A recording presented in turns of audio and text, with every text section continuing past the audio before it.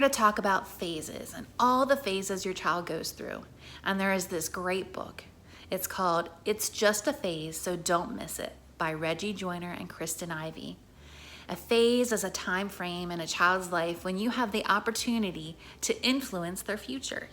That means the crying baby, the dramatic 5th grader, and even the stressed out 10th grader are not just going through a phase that we can't wait for it to be over.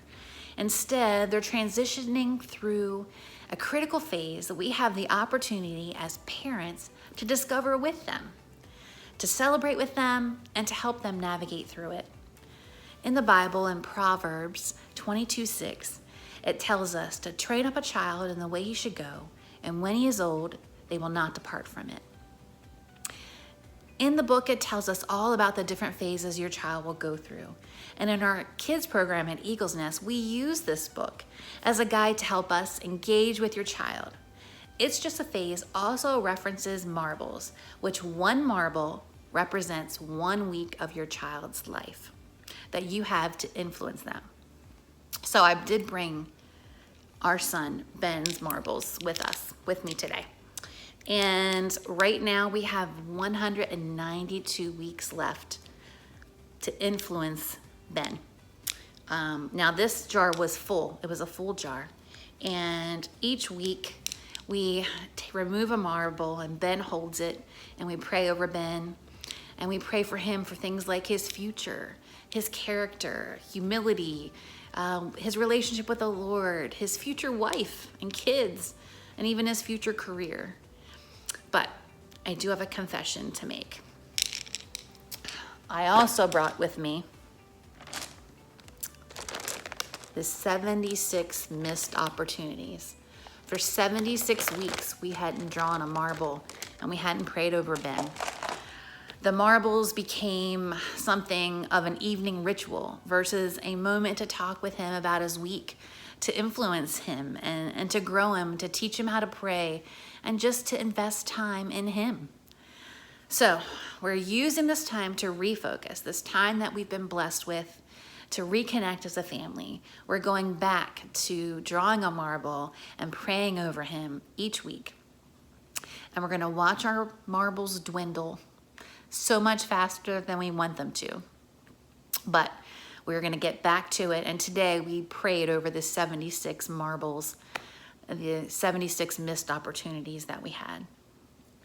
So while I was preparing what I was gonna say this week, a friend reminded me of a really good book.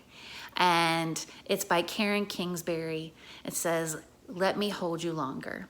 Now, if you're a mom, especially mom or dad, when you read this book, have these handy. I do highly recommend the book. But in the book, the author gives us a reminder of the precious process of growing up and the joys of watching it all happen. But as we know, the years fly by way too fast. Those phases flash right before our eyes. Most of us remember and faithfully capture our children's the first time they walk, the first time, first dance. But Karen Kingsbury also encourages us to recognize the bittersweet last, those milestones that often go unrecorded. Sometimes you don't realize it until they're already over that they were a last. So please cherish the last.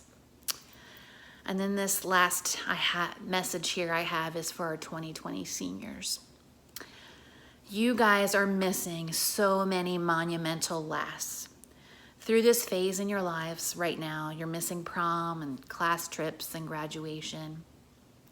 And my heart just aches for each of you and your families because you've all worked so hard for this moment. We are so sorry that this phase looks a lot different than it should right now. I just want to remind each of you about, there's one verse that many people know or have at least heard, that even though this phase is not what it's supposed to be right now for you, for I know the plans I have for you, declares the Lord. Plans to prosper you and not to harm you. Plans to give you hope and a future. Jeremiah 29:11. So seniors of 2020, he still has big plans for you. We love you, and God bless.